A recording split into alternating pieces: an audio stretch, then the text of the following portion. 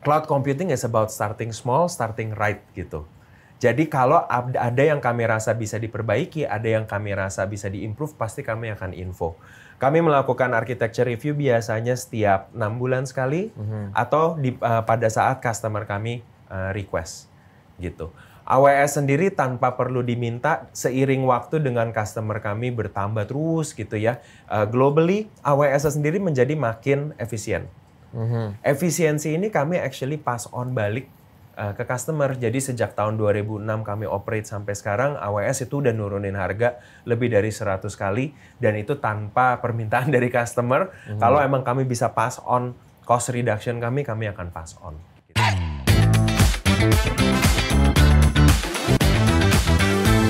Selamat datang Sobat Metro Data di Metro Data Podcast. Perkenalkan saya Rio, selaku Division Manager AWS di Metro Data ya.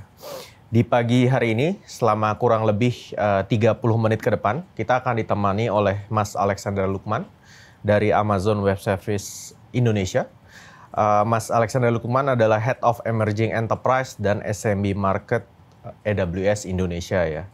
Nah, selamat pagi Mas Alex. Sehat, selamat Mas? pagi Mas Aryo. Sehat. Ya. Thank you banget nih Mas sudah bergabung dengan kita di hari ini gitu ya. Mungkin sebelum kita ke topik gitu ya, supaya dari Sobat Metro Data juga lebih mengenal Mas Alex gitu. Mungkin boleh ceritakan sedikit perkenalan dari Mas Alex dan juga background atau job experience saat ini gitu Mas. Oke. Thank you Mas Haryo. Feel very thankful juga udah di-invite ke acara ini. Mungkin sedikit introduction aja. Saya Alex, sekarang di Amazon Web Services sebagai team leader untuk growth industry, supporting emerging enterprise dan SMB. Sebelum di IT, sebelum di AWS dari tahun 2020, saya actually banker. Jadi saya actually banker, corporate banker di multinational bank itu dari tahun 2009. Gitu. Berarti kalau Mas Alex bergabung dengan AWS sejak tahun 2020 tadi ya, oke. Boleh cerita sedikit nggak Mas? Waktu itu kan agak unik nih, Mas Alex dari banker join ke perusahaan IT gitu ya, ke AWS. Itu kenapa Mas? Reasonnya atau gimana? Jadi salah satu alasannya waktu itu pengen coba understand ya dunia IT itu seperti apa. Jadi saya juga di bank sendiri manage beberapa customer di industri IT. Dan saya akhirnya mulai mengerti tuh, oh kayaknya menarik banget ya dunianya, it's very different. Saya spend udah 1 dekade mengertinya ya finance, banking. Pas mulai ditelusurin saya come across AWS. Dan pada saat itu AWS sedang ekspansi lah ya, baru mulai growing di Indonesia. Jadi ada beberapa job opening di situ. Mungkin yang buat saya tertarik itu pada saat saya mulai understand dan coba mengerti AWS sendiri, ternyata mereka punya prinsip customer obsession. Di situ unik banget, it has nothing to do with IT, it's how you serve customer. Nah, jadi dari situ saya memberanikan diri untuk coba mengerti AWS itu apa, coba mengerti cloud computing itu apa. Did the interview dan 4 years later masih di sini. Gitu. Oke. Tadi Mas Ale kan saat ini role-nya adalah sebagai Head Emerging Enterprise dan SMB ya di AWS. Boleh cerita sedikit nggak Mas? Itu kan agak unik nih ya title timnya gitu. Jadi emerging enterprise dan SMB itu sendiri tuh di AWS sebenarnya apa sih Mas? Oke. Jadi sebetulnya definisi simpelnya adalah customer focus. Customer focus itu apa sih? Jadi of course AWS Indonesia punya ribuan customer ya Mas Haryo. Tapi kami akan memilih subset mungkin sekitar ratusan customer yang akan dibagi ke beberapa account manager dan team leader juga. Berarti mereka adalah customer yang akan kami fokuskan karena kami melihat beberapa hal. Nomor 1, customer tersebut sedang melakukan banyak inovasi secara teknologi dan modernisasi IT di perusahaannya. Jadi mereka butuh banyak engagement dengan tim dari AWS sendiri. Gitu. Nomor 2, industrinya of course tidak spesifik. Jadi kami cover multi-industry. Mau dari manufacturing, FMCG, finance, banking, insurance, we cover them all. Tapi yang paling penting adalah mereka sendiri memang sedang mengadopsi cloud computing sebagai bagian dari kesehariannya mereka.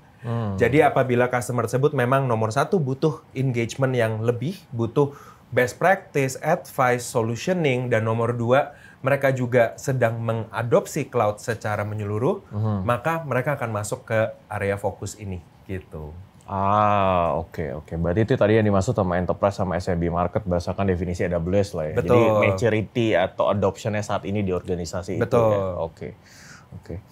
Terus mungkin kalau dari Mas Alex kan udah 4 tahun lah ya di AWS Indonesia gitu ya. Kalau Mas Alex sendiri boleh menjelaskan nggak berdasarkan apa yang Mas Alex rasakan gitu ya. Sebenarnya business value, visi atau solusi yang memang hendak ditawarkan AWS Indonesia untuk market Indonesia itu ke depannya kayak gimana sih Mas? Jadi kami melihatnya pastinya akan remain konsisten ya di beberapa hal. Nomor satu, sejak kami bangun data center kami di Indonesia atau region, kami sebutnya, AWS sendiri itu memang melakukan investasi di Indonesia. Jadi komitmen kami sudah jelas dari 2021 pas region kami live, memang kami akan ada di sini for the long term. Gitu ya.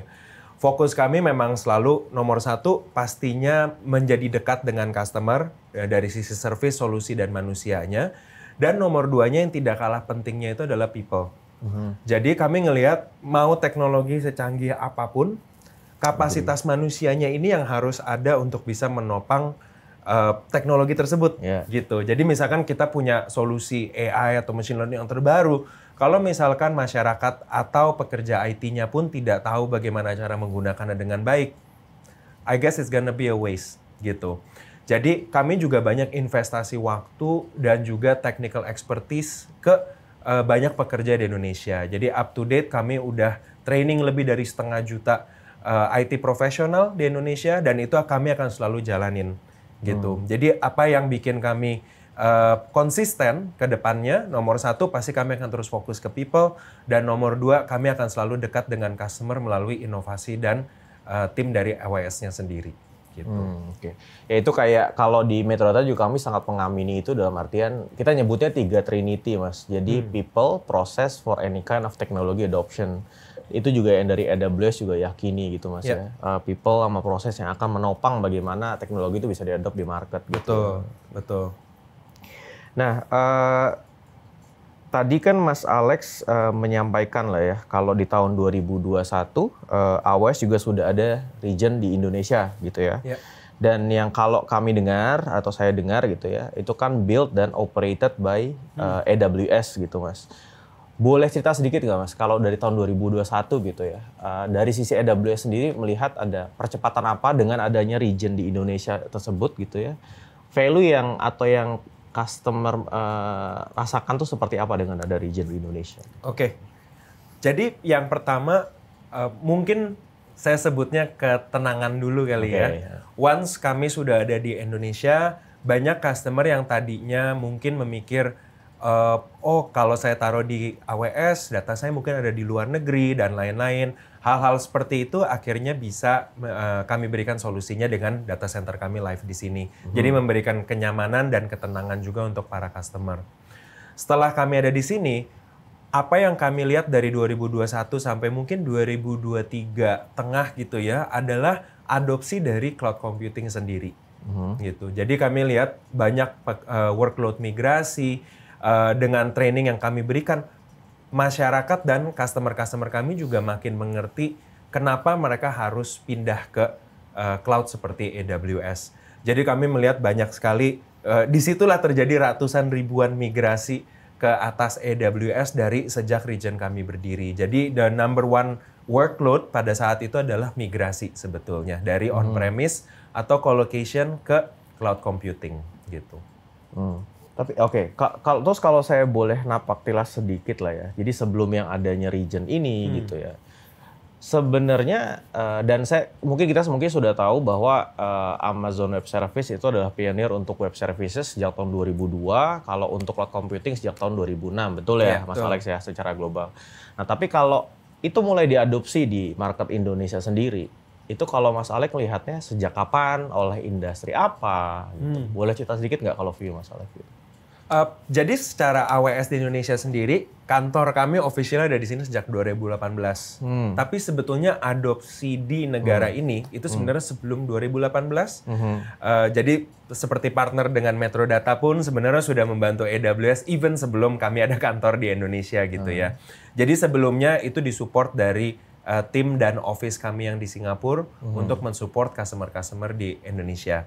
Jadi mungkin saya bisa bilang dari sekitar 2013-2014 adopsi cloud itu mulai ada di Indonesia, gitu. Tapi secara agresif dan secara menyeluruh kami ngelihatnya memang boomnya itu terjadi pada tahun 2020 yang diakselerasi waktu itu memang ada, let's say it, karena pandemi ya. Yes. Jadi many companies are moving digitally dan mereka merasa bahwa mereka perlu menjadi lebih dekat dengan customer-nya tanpa ada kehadiran fisik nih. Gitu. Jadi pada saat itu digitalisasi, modernisasi dan kebutuhan untuk cloud computing itu tiba-tiba boom.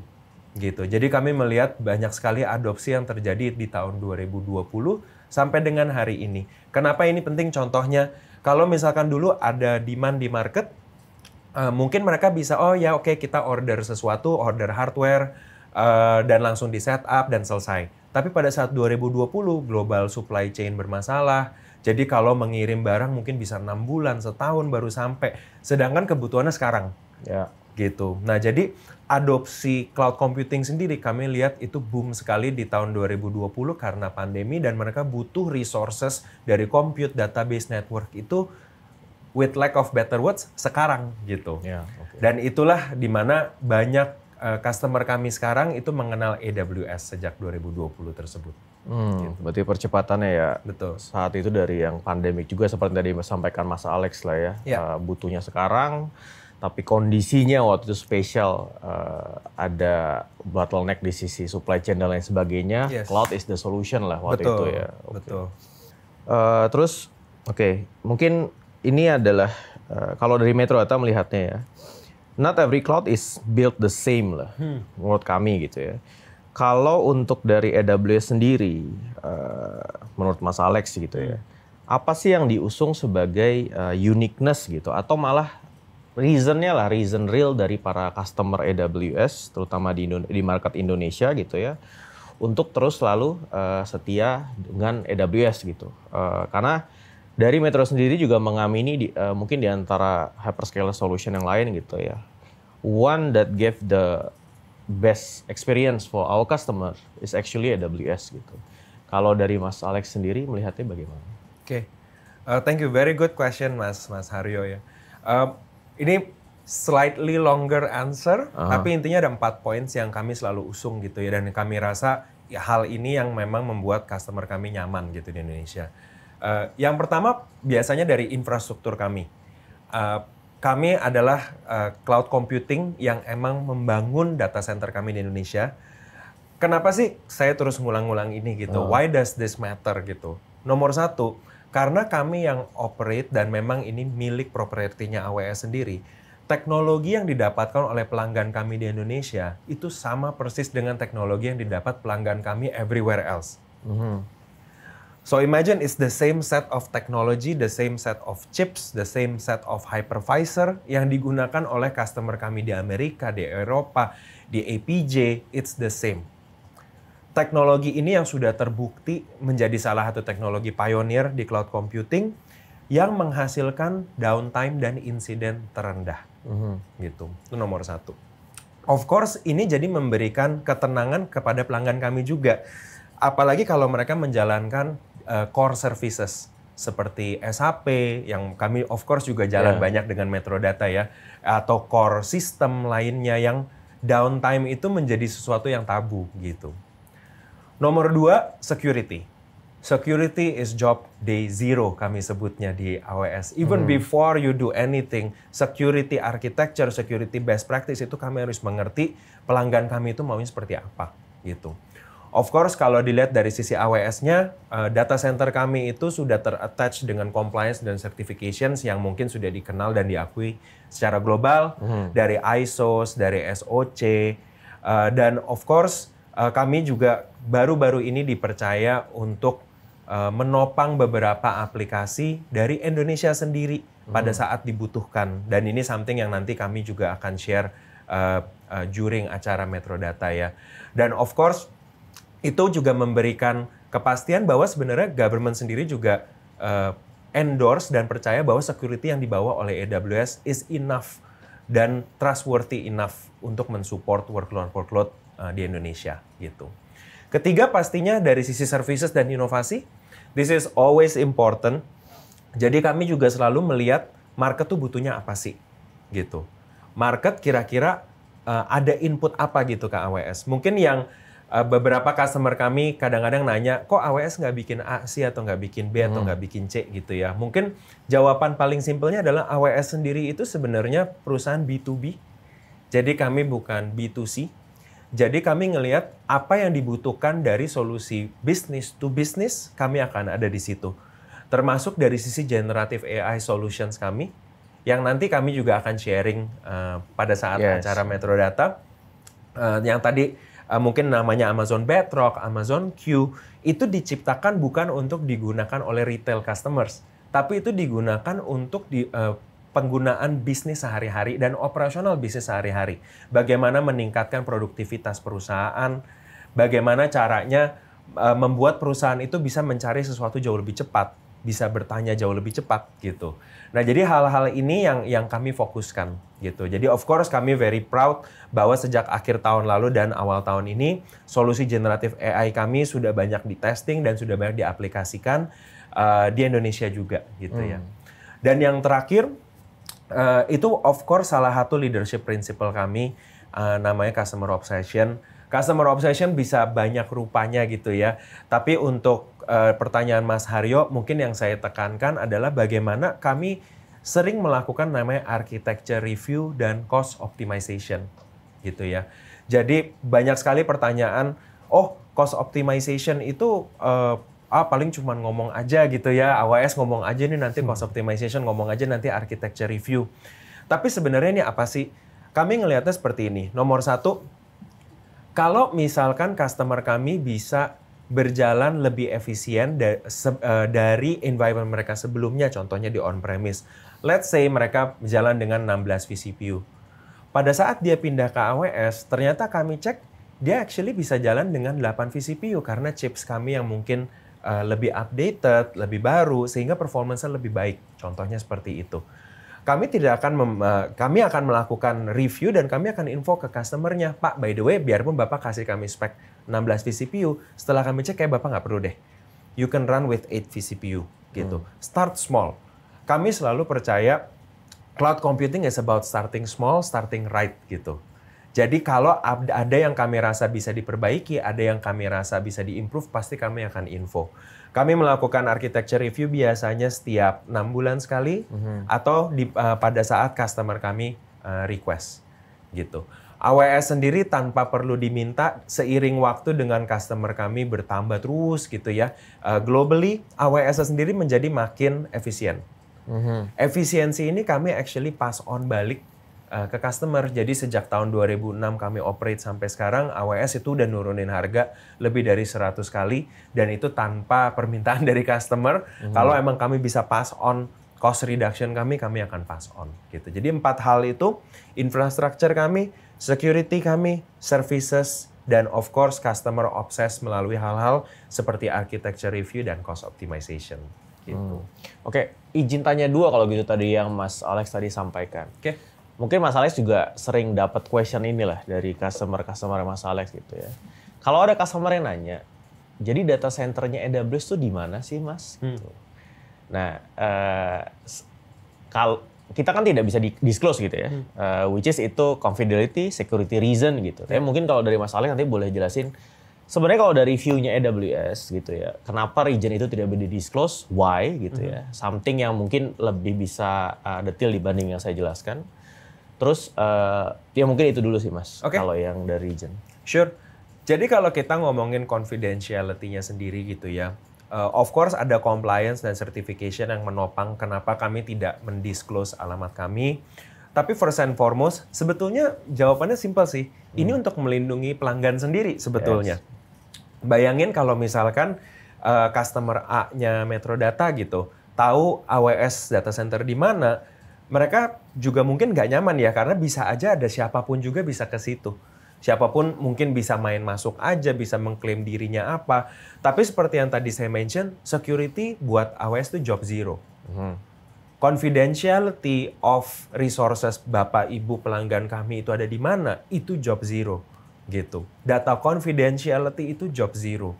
Itu kenapa disclosure of location itu sangat sensitif buat AWS. Info saja, even yang memanage data centernya AWS itu bukan Amazon Web Service, tapi salah satu subsidiary Amazon yang lain. Gitu, yang memang tugasnya itu untuk mengoperate data center. Jadi kayak saya pun sampai hari ini saya tidak tahu exact location-nya di mana. Nah, tapi kami ngerti ya namanya some customers pasti butuh ketenangan juga, beneran ada nggak ini data center dan lain-lain. Of course itu kenapa AWS selalu punya tim namanya compliance, public policy, dan legal.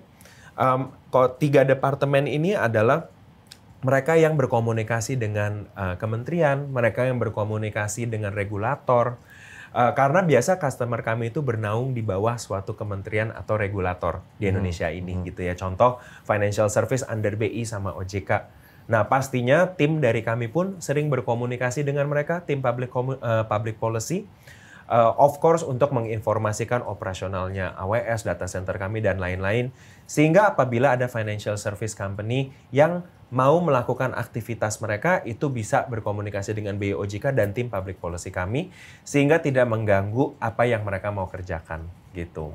Jadi dua parts itu ya. Of course untuk proteksi dari sisi keamanan data customer kami, dan tenang saja kami punya tim yang sudah berkoordinasi dengan kementerian dan regulator. Ya, berarti kalau dari sisi teman-teman yang datang dari regulated industry gitu, ada kebutuhan yang sifatnya auditing, compliance, nanti bisa berinteraksi dengan BU dari AWS yang tadi ya Mas Alex ya. Betul. Ya. Jadi first and foremost pastinya kami akan rekomendasi untuk connect ke account manager masing-masing. Mereka akan selalu jadi pintu pertama ya untuk komunikasi, atau even kalau mereka memiliki managed service dengan partner kami seperti Metrodata contohnya, mereka of course more than welcome untuk info ke tim Metrodatanya, lalu tim Metro dan tim AWS biasanya akan komunikasi bersama gitu untuk solve ini.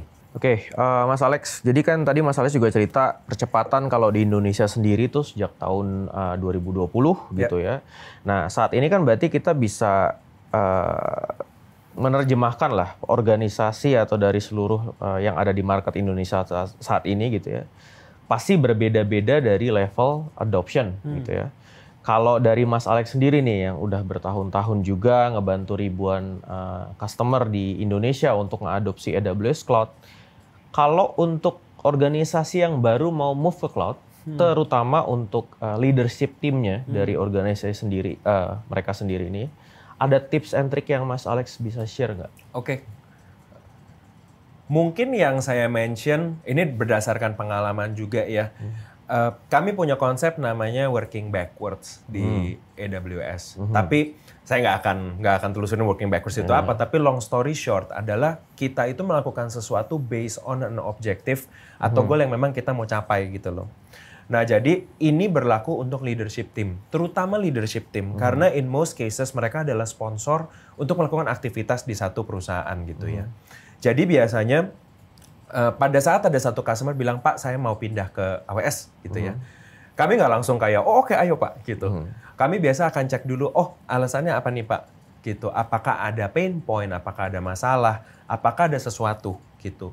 Yang kami tidak inginkan adalah mereka melakukan migrasi dengan alasan yang kurang tepat. Contohnya, karena semua lagi pindah Pak, kami mau ikutan pindah karena kami baca di berita, habis ada acara AWS sama Metrodata nih, kami jadi mau pindah gitu ya. Alasan-alasan ini karena banyak impact-nya, impact finansial, impact waktu, impact resources gitu. Dan hal-hal ini perlu diperhitungkan oleh suatu perusahaan. Kami biasanya akan mengendorse apabila kami melihat memang betul-betul mereka bisa mendapatkan value dari pindah ke AWS. Contohnya, mereka melihat bahwa mereka sedang dalam transformasi bisnis nih. Bisnis mereka yang tadinya lebih ke operational base, mesin dan lain-lain. Sekarang mereka mulai jadi data driven contohnya. Mereka sekarang mulai berpikir, hey, kita jadi pengen kenal customer kita lebih dalam nih, tapi kita butuh komputasi untuk analytics dan machine learning misalkan. Bagaimana sih cara perusahaan kami bisa melakukan transformasi tersebut? gitu ya. Hal-hal seperti ini adalah hal-hal yang bisa dibantu oleh cloud computing. Kami punya teknologi to do so, kami punya konsultan to do so, kami punya partner to support this activity. Kenapa partner seperti Metrodata is super key? Karena pastinya customer sendiri, kalau kita bilang ini titik A, titik B, ada gap. Gap ini mereka nggak akan bisa pelajarin dalam kayak let's say 1 atau 2 bulan gitu ya. Mereka akan butuh tuntunan untuk membantu proses ini gitu. Dan ini di mana partner seperti Metrodata will be very important untuk mensupport proses ini. Nah, semua hal-hal, semua faktor-faktor ini biasanya yang kami share ke leadership team. Gitu. Jadi di depan pun kami akan bilang gitu. Jadi kalau misalkan Mas Haryo, your next question nanya, pernah nggak sih say no to a pipeline gitu misalkan? Yes, we have many times.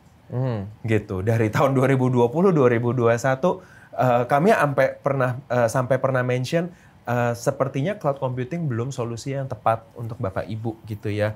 Dan kami of course share. Kenapa? Karena 1, 2, 3, 4, 5. Alasan-alasan yang tadi saya mention. Lucunya dengan kami melakukan itu 2 atau 3 tahun dari kejadian tersebut, customer itu akhirnya come back to AWS dan mention, Pak kayaknya kami siap deh untuk pindah ke cloud karena sekarang kami sudah di tahap di mana core system kami sudah updated, sudah modernized, dan kami ingin take advantage of new services dan solution di cloud computing. Of course, pada saat itu kami bantu mereka adopsi dan sekarang mereka jadi customer AWS gitu. Tapi baliknya, at the end of the day, we need to be truthful dengan leadership. Saya bukan bilang kita nggak endorse new technology ya, tapi endorse new technology dengan tidak butuh. These are two very different things. Tugas kami di sini adalah untuk make sure bahwa apa yang customer kami butuhkan itu yang kami deliver gitu. Itu aja sih. Oke, berarti kalau aku boleh izin summary tadi clear objektif lah ya menyebutnya gitu. Something yang kita juga bisa define di sisi sukses kriterianya gitu ya. Sebenarnya apa pain point yang dia miliki, bagaimana nanti dengan platform AWS Cloud bisa menjawab pain point tersebut, menghadirkan something yang valuable lah secara bisnis. Yeah. Dan tadi kalau Mas Alex juga menyampaikan satu yang very very important, kadang-kadang kita suka lupa, tapi juga berpikir ke arah change management-nya lah. Bagaimana kita nanti harus mempersiapkan tadi people dan proses lagi. Yeah. Benar ya Mas Betul. Alex ya? Kalau yang tadi oke. Betul. Oke. Nah, itu kita tadi ngomong yang sifatnya customer yang baru hendak gitu Mas ya. Tadi Mas Alex udah share tips dan trik yang benar-benar valuable untuk leadership team. Nah, sekarang kan juga di Indonesia banyak organisasi yang sudah pakai AWS, workload-nya, core-nya mungkin tadi Mas Alex bilang udah di AWS gitu ya. Project-nya sudah selesai, project migration-nya sudah selesai. Kalau Mas Alex bisa memberikan saran gitu ya, atau pendapat gitu ya, sebenarnya mereka sekarang berarti harus melihat kemana gitu. Apa yang mereka harus lakukan lagi ke depannya supaya apa investasi yang mereka sudah berikan gitu ya dengan adopsi AWS Cloud ini ya something yang prolong dan terus ke depannya valuable buat mereka. Mas Alex gimana ngeliatnya? Oke. Mungkin this is a very good question by the way, karena ini banyak customer yang nanya hal sama juga gitu ya. Tapi yang saya bisa bilang mungkin for the next 2-3 tahun ke depan di Indonesia ya, untuk pasar Indonesia, data will be key. Data dan let's say adopsi machine learning dan AI, it will be the key component gitu. Kenapa sih?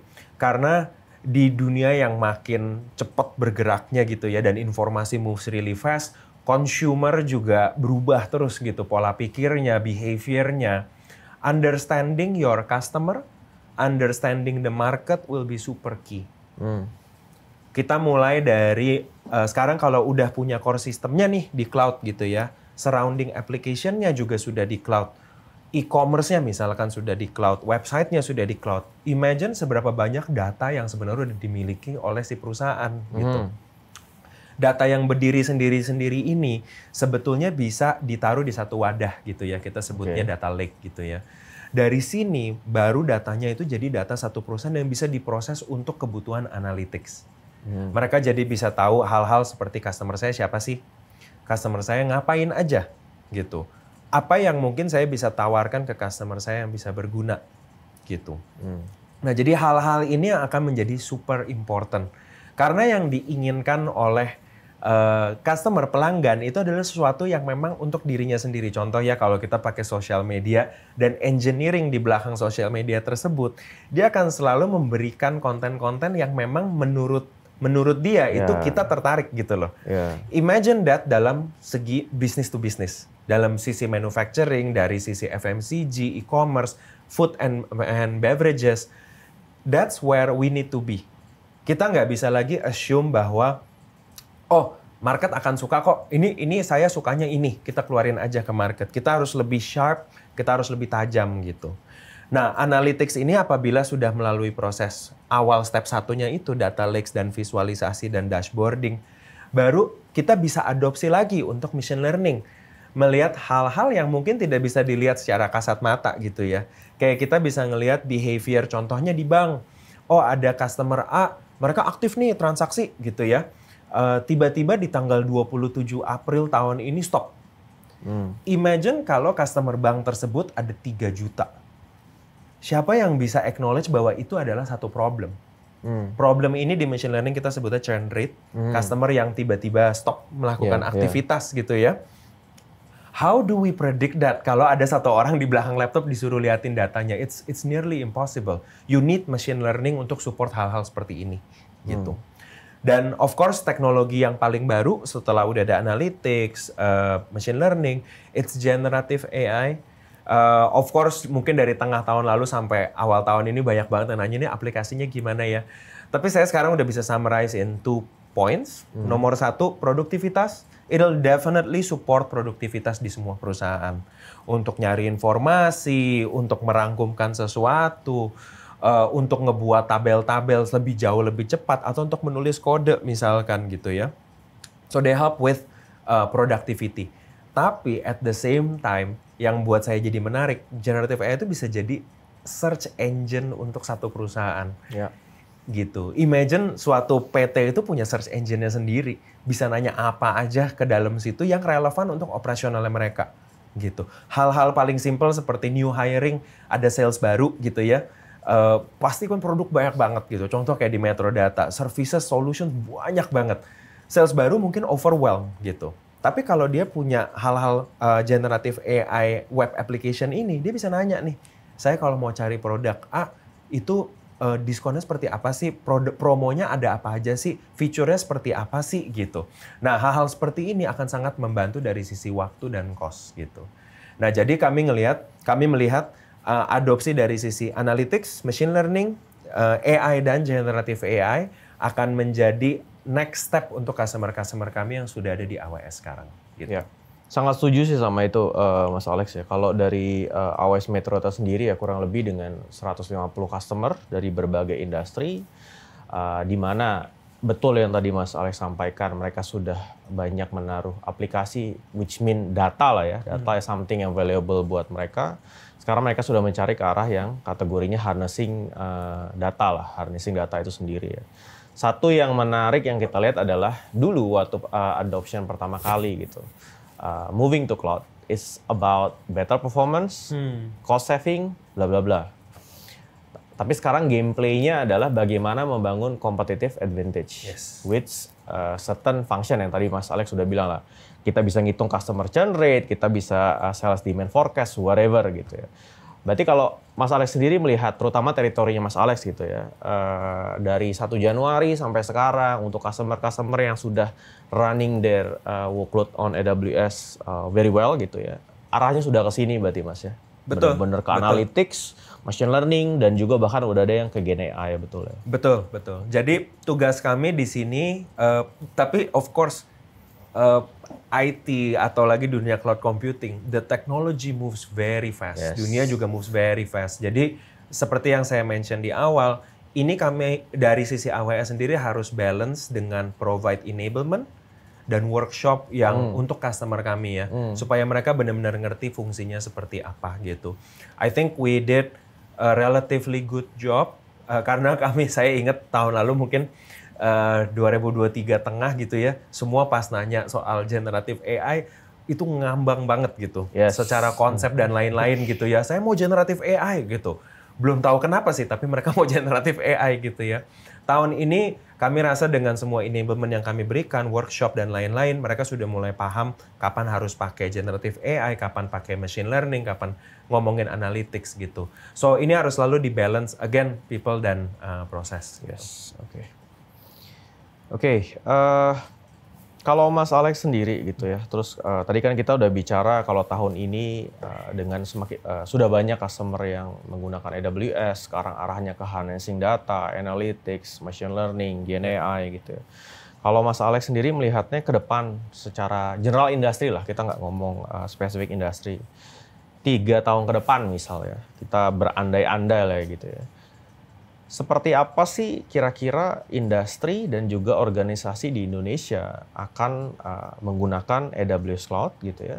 Termasuk kalau misalnya memungkinkan, mungkin Mas Alex bisa share juga, kalau dari AWS kira-kira ke depannya mau bikin terobosan yang kemana lagi nih? Gitu. Oke, thank you. Mungkin yang pertama dulu kali ya. Kalau dari sisi kami pasti akan tetap fokus di ranah data AI dan machine learning. Tapi sebenarnya yang kami lihat menarik ya di market Indonesia, dan mungkin akan butuh some time untuk kita bisa memberikan offering yang tepat untuk pelanggan Indonesia, itu sebenarnya di OT, IoT. Oke. Itu area yang sebenarnya menarik ya, karena negara ini it's a manufacturing country, gitu, it's a plantation country, dan di situ banyak mesin, devices, timbangan kalau di plantation. Yang sebenarnya akan sangat terbantu dengan penerapan IoT services yang lebih mumpuni. Kalau ditanya mereka sudah pakai belum? Udah, gitu. Tapi devices ini mungkin masih ditaruh di satu mesin, lalu harus dicek manually. Analisanya pun mungkin tidak bisa se-sharp dan secepat itu gitu ya. Tapi contoh aja salah satu aplikasi IoT yang menarik, apabila kita ngomongin satu line mesin, kita bisa pasangin 7-8 IoT nempel di situ. Kalau misalkan dia diintegrasi dengan service IoT-nya AWS, datanya itu actually bisa ditarik dan bisa langsung dianalisa secara live gitu ya.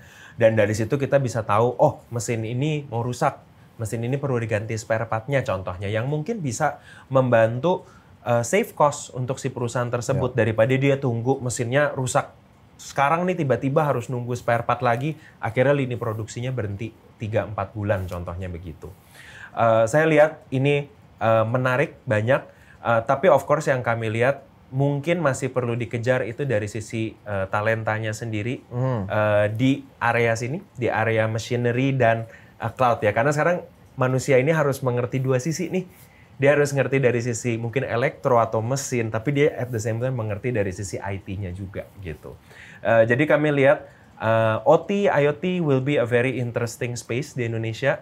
We're very unique compared to other countries. Manufacturing sama plantation kita abundant banget soalnya, gitu. Mungkin kalau untuk yang kedua, boleh bantu di remind lagi tadi pertanyaan yang keduanya, Mas? Kalau dari sisi AWS sendiri gitu ya, globally lah. Terkait dengan tadi yang Mas Alex kan bilang kalau cloud itu selalu fast moving lah gitu. Apalagi atau di dunia IT secara general kan fast moving gitu. Dan tadi kan AWS berfokusnya ke data AI, apakah ada inovasi atau terobosan baru yang mungkin AWS sedang persiapkan gitu untuk market Indonesia? Itu sih.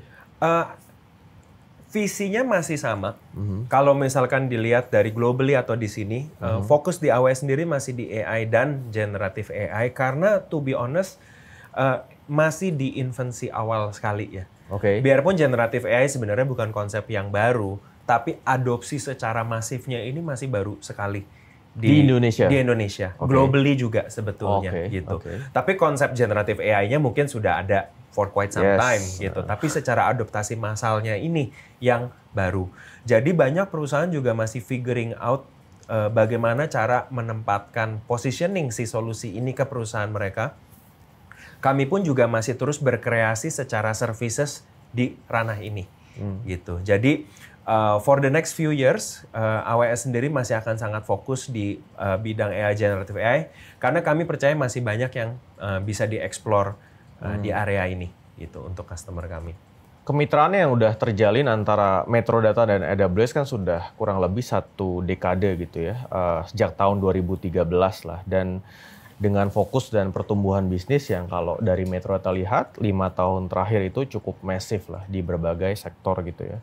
Kalau Mas Alex sendiri so far melihat kemitraan yang udah terjalin antara AWS dan juga Metrodata gimana Mas? I think it's amazing ya. Karena buat kami ngelihatnya AWS itu will be nothing di Indonesia tanpa partner. Jadi from day one kami operate di Indonesia, kami selalu menjunjung tinggi yang namanya partnership. Dan kunci pertamanya sebetulnya saya ingat karena di awal-awal di 2020, kami selalu fokus ke komunikasi yang baik dulu gitu. Karena gimana pun juga masalah kan selalu ada ya, problem di customer akan selalu, they're always gonna be there. Yang kami rasakan kami bisa bangun dengan baik dengan Metrodata itu terutama dengan manusia-manusianya ya. It's always on the communication. Kita selalu coba solve masalah dengan baik, internally, externally dengan customer. Kita tidak pernah terlihat tidak menyatu di depan customer. Dan ini, it sounds trivial, it sounds so simple. Tapi apabila hal ini tidak di-respect dari day one, maka culture-nya pun saya rasa secara bisnis kita juga tidak bisa grow seperti ini ya. Mas Haryo gitu. So we really cherish the partnership with Metrodata. Honestly kami bekerja sama dengan Metrodata di macam-macam lini ya. Dari sisi cloud computingnya iya, dari sisi SAP-nya iya, dari sisi data analytics-nya juga iya gitu. So we work in many different areas with Metrodata. So we're very grateful and we look forward to this event juga nih dengan Metrodata Solutions Day di Agustus nanti pastinya. Thank you Mas Alex. Mungkin dari sisi AWS Metrodata juga ya. On behalf AWS Metrodata saya juga mau mengapresiasi dan terima kasih buat AWS banget karena we learn a lot, especially last 5 years ya, dari tahun 2019 di mana kita benar-benar belajar yang kategorinya praktis, belajar yang kategorinya teknologi, bagaimana engage with the customer the right way gitu ya. Itu kita something yang dari tim saya juga belajar banyak dari Mas Alex dan tim dan AWS Indonesia gitu ya. Oke, Sobat Metrodata, Metrodata Solution Day akan hadir di 21 Agustus 2024 bertempat di Hotel Shangri-La Jakarta dengan mengusung tema AI Reimagine, Transforming the Future of Work. Amazon Web Service sebagai salah satu platinum sponsor di acara ini akan hadir di panggung utama General Session ya, panggung sesi seminar platinum. Nah, ini akan diisi langsung nanti oleh Mas Alex gitu ya. Mungkin Mas Alex silakan untuk turut mengundang juga ya Sobat Metrodata hadir di MSD 2024 atau mungkin dari Mas Alex mau ngasih bocoran nanti kira-kira akan bahas apa gitu di panggung nanti gitu ya. Monggo Mas Alex. Siap. Untuk Bapak Ibu sekalian, pastinya dengan perkembangan teknologi yang sekarang makin cepat, memiliki acara seperti Metrodata Solutions Day ini akan sangat berharga untuk Bapak Ibu sekalian hadir dan melihat inovasi-inovasi terbaru. Apalagi dengan Metrodata sebagai salah satu perusahaan IT yang besar di Indonesia ya. Dan of course service, solusi, dan produk-produknya juga dari A sampai Z gitu. Jadi tolong hadir di acara ini. Kami dari AWS sendiri juga akan memberikan presentasi mengenai AWS ada untuk Indonesia. Kami akan berbicara soal security, infrastructure, AI dan machine learning, dan pastinya generative AI solutions AWS untuk customer kami di Indonesia. Jadi looking forward untuk ketemu Bapak Ibu sekalian. Sampai jumpa. Terima kasih Mas Alex untuk waktunya dan sudah berbincang dengan Sobat Metrodata di kesempatan ini gitu ya. Dan hendak menginformasikan juga Sobat Metrodata bahwa di tanggal 5 September 2024 atau setelah acara Metrodata Solution Day gitu ya, juga akan diselenggarakan AWS Summit Jakarta ya, yang bertempat di Ritz-Carlton Pacific Place, di mana AWS Metrodata juga turut meramaikan sebagai sponsor di acara tersebut. Jadi nantikan informasi lengkap selanjutnya dan turut hadir juga di AWS Summit Indonesia yang akan dilakukan di 5 September nanti ya. Baik Sobat Metrodata, sampai jumpa di episode Metrodata Podcast selanjutnya.